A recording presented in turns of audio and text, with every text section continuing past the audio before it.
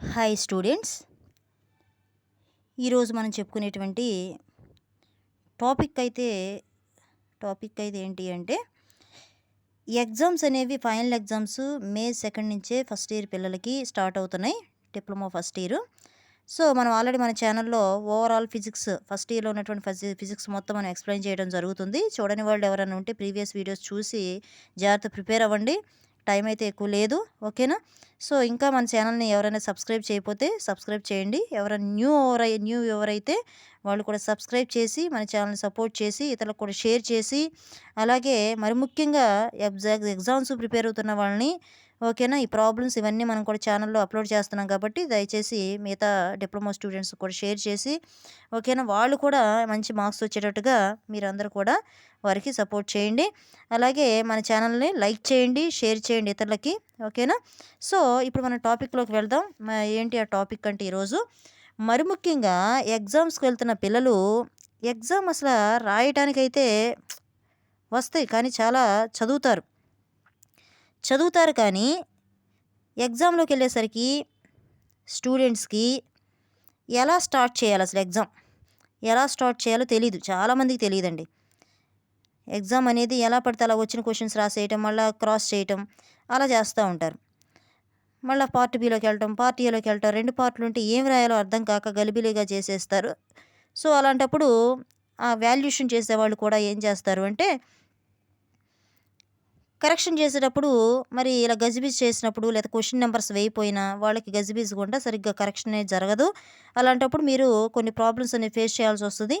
అలాగే first impression is the best impression అన్నట్టుగా first క్వశ్చనే నువ్వు ఎలా పడితే అలా రాసేసి మిగతా క్వశ్చన్స్ నీట్గా రాసిన ప్రయోజనం అనేది ఉండదు. కాబట్టి దయచేసి మరి ఎలా రాయాలి, ఏమిటి, ఎలా రాస్తే మన గుడ్ మార్క్స్ తెచ్చుకోవచ్చు, అలాగే అన్నీ కూడా సబ్జెక్ట్స్ అన్నీ ఏ విధంగా పాస్ అవ్వచ్చు, మనం కొన్ని ట్రిక్స్ అనేవి ఫాలో అవ్వాలి. ఆ ట్రిక్స్ ఏంటి ఈ వీడియోలో మనం డిస్కస్ చేసుకుందాం, ఓకేనా? చూడమ్మా, ఇలాంటి వాల్యుబుల్ వీడియోస్ మరి ముఖ్యంగా వన్స్ అగైన్ మీ ఇతరులకి షేర్ చేయండి దయచేసి. ఓకే, చూద్దాం. మనకి ఫిజిక్స్లో వచ్చేసరికి అయితే examination point of view question paper ఎలా ఉంటుంది అంటే part A, part B. Part ఏలో వచ్చేసరికి 1 into 10 క్వశ్చన్స్ టు 1 into 10 అంటే 10 into 3 అంటే ఒక్కొక్కటి 3 మార్క్స్ కాబట్టి 30 మార్క్స్ ఉంటుంది ఫస్ట్ పార్ట్ ఏలో. 30 మార్క్స్ పార్ట్ ఏలో అంటే ఎటువంటి చాయిస్ ఉండదు. 1 క్వశ్చన్ నుంచి అప్ టు 10 క్వశ్చన్స్ వరకు ఎటువంటి చాయిస్ ఉండదు. నెక్స్ట్ పార్ట్ బి వచ్చేసరికి 11th క్వశ్చన్ నుంచి 18th క్వశ్చన్ వరకు ఇస్తారు. పార్ట్ బిలో ఇక ఆల్రెడీ ఇక్కడ మనం మెన్షన్ చేస్తాం ఏమని, పార్ట్ బిలో 5 into 10 50 మార్క్స్ అని.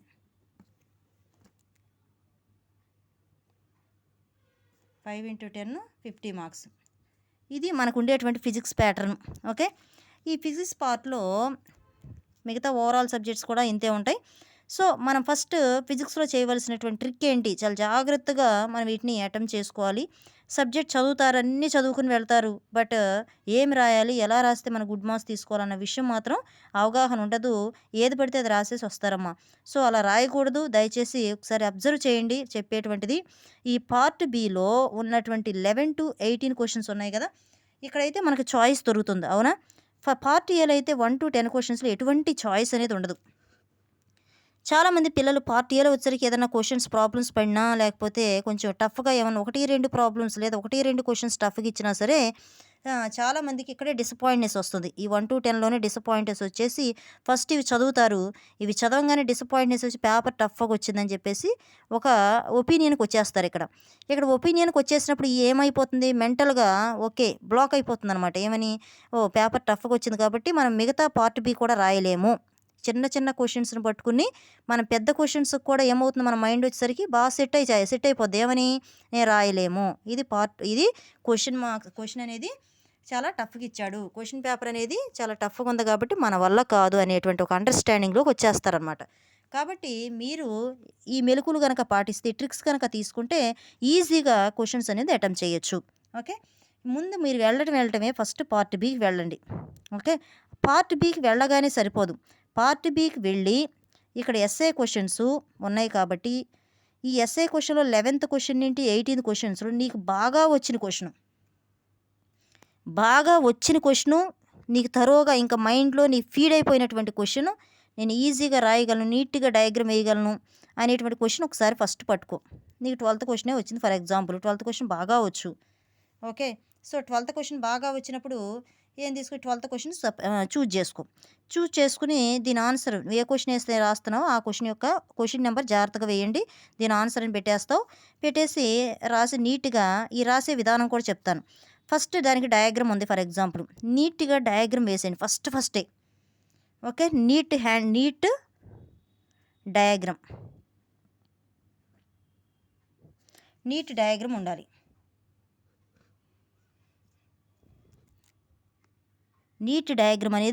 డయాగ్రామ్ అనేది పెన్సిల్‌తో వేయాలి. నీట్‌గా ఉండాలి. చక్కగా చూడటానికి అంటే అట్లా అని చూడటానికి బాగుండాలని చెప్పేసి దాని దగ్గరే కూర్చొని ఆ డయాగ్రామ్ చెక్కి టైం అంతా వేస్ట్ చేసి 3 అవర్స్ టైం అయిపోయింది, టైం సరిపోలేదని చెప్పమని కాదు దాని అర్థం.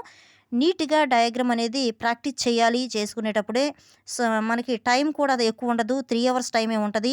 3 అవర్స్‌లో 80 మార్క్స్‌కి రాయాలి కాబట్టి టైం సరిపోదు కాబట్టి టైంని కూడా మేనేజ్ చేసుకుంటూ ముందుకు వెళ్ళాలి. అది కూడా గుర్తుపెట్టుకోవాలి.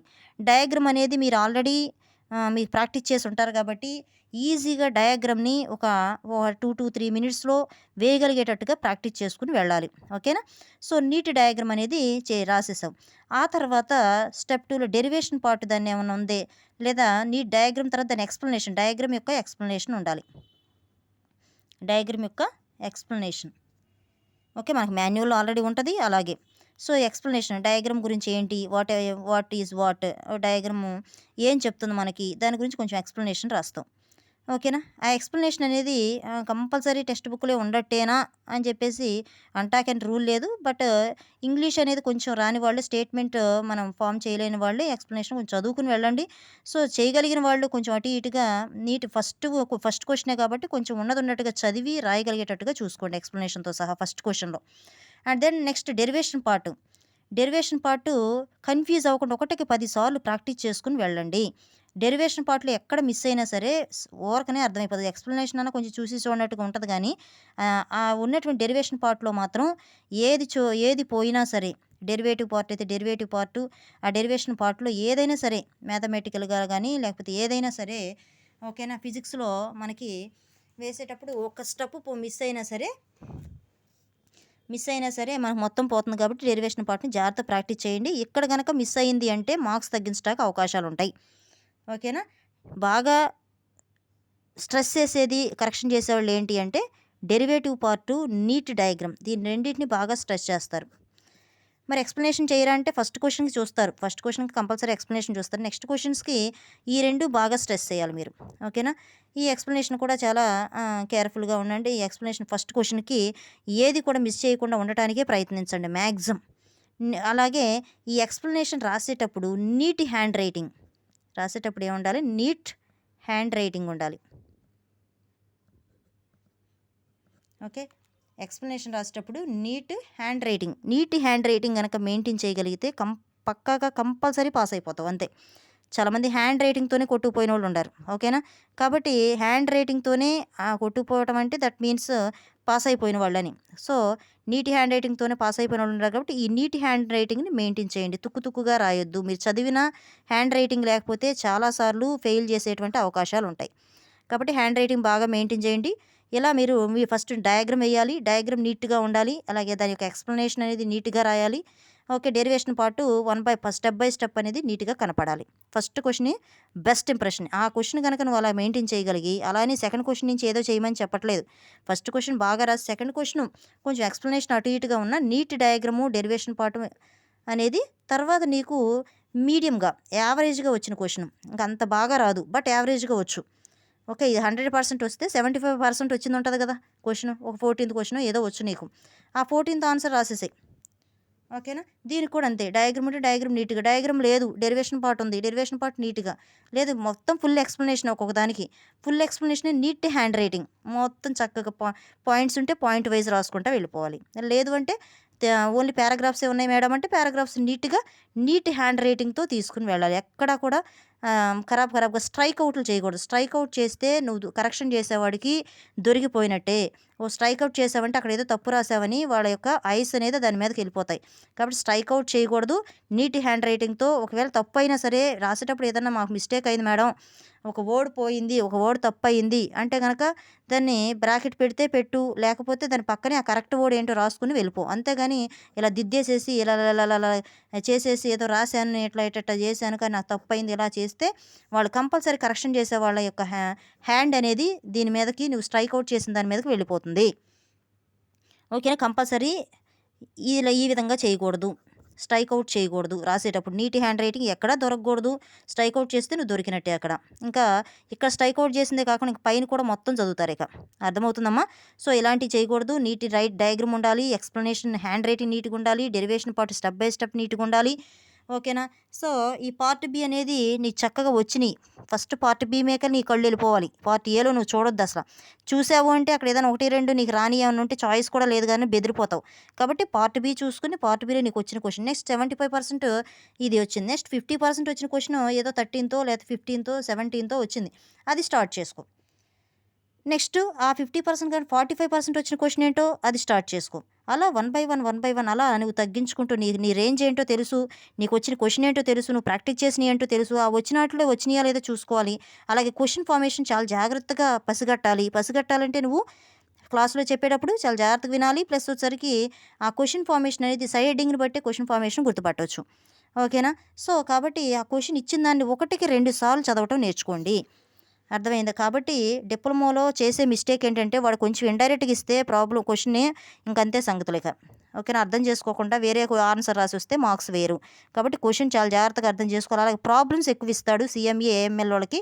ఈ సంవత్సరం సీఎంఈ, ఏఎంఎల్ పేపర్ అనేది లాస్ట్‌లో ఉంది. సో, కాబట్టి సీఎంఈ, ఏఎంఎల్ పిల్లలు చాలా జాగ్రత్తగా ప్రాబ్లమ్స్ అనేవి ప్రాక్టీస్ చేసుకోవాల్సింది. మన ఛానల్‌లో అన్నీ కూడా అప్లోడ్ చేసాం. దయచేసి ఆ ప్రీవియస్ వీడియోస్, ప్రాబ్లమ్స్ వీడియోస్ చూడండి వీళ్ళు. అర్థమవుతుందమ్మా?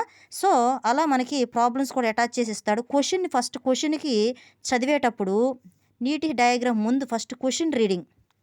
క్వెషన్ రీడింగ్ అనేది మోస్ట్ ఇంపార్టెంట్. క్వెషన్ రీడింగ్ అర్థవంతంగా చదవాలి. హడావిడిగా చేయొద్దు. ఒక ముక్క చదివి, ఒక వర్డ్ చదివి ఆన్సర్ రాసేయొద్దు. క్వెషన్ రీడ్ చేసేటప్పుడు చాలా జాగ్రత్తగా 1కి 5 సార్లు రీడ్ చేసి అర్థం చేసుకుని దానికి ఈ ఆన్సరా కాదా అని నువ్వు దాన్ని అనలైజ్ చేసుకుని మైండ్‌లో అప్పుడు స్టార్ట్ చేయాలి ఆన్సర్. ఓకే? అదెంతో ఇంపార్టెంట్. మెయిన్ ఇది ఫస్ట్ ఇంపార్టెంట్. ఆ తర్వాత నీట్ డయాగ్రామ్ అయినా, ఎక్స్‌ప్లనేషన్ అయినా. ఓకే అమ్మా? ఏ క్వెషన్ అయినా అంతే. పార్ట్ బి కంప్లీట్ చేసుకోవాలా. 5 క్వెషన్స్ రాయాలి కాబట్టి అలా 5 ఒకదాని తర్వాత 1 బై 1 నీకు వచ్చినటువంటి విధంగా ఆర్డర్‌లో రాసుకెళ్ళు. మంచి మార్క్స్ ఏస్తారు. పార్ట్ ఏలో ఆ తర్వాత పార్ట్ బి కంప్లీట్ అయిపోయిన తర్వాత 5 క్వెషన్‌లు పార్ట్ ఏకొచ్చి ఇక్కడ కూడా 1-10 రూల్ లేదు కదా! లైన్‌గా రాయాలని. కాబట్టి నీకు వచ్చిన questions first 3 question, third question, fourth question ఏదో వచ్చినాయి రాసుకెళ్ళు. ఓకేనా? రాని క్వెషన్స్ ఏమన్నా ఉంటే అది చివర్లో రాయి వాటిని. ఓకే అమ్మా? ఇది మనకున్నటువంటి ప్యాటర్ను. చాలా జాగ్రత్తగా రాయండి. ఎగ్జామ్స్ ఇంకా 10 డేస్‌లోనే మనకి ఒక 15 డేస్ కూడా లేవు. 15 డేస్‌లో ఎగ్జామ్స్ ఫస్ట్ ఇయర్ వాళ్ళకి. చాలా జాగ్రత్తగా రాయాలి. ఇలాంటి కొంచెం ట్రిక్స్ అనేవి నేర్చుకోండి. ఓకేనా? Thank you. ఇంకా ఏమైనా డౌట్స్ ఉంటే కామెంట్ బాక్స్‌లో తెలియజేయండి. దానికి నేను రిప్లై ఇస్తాను. Okay. Thank you one and all.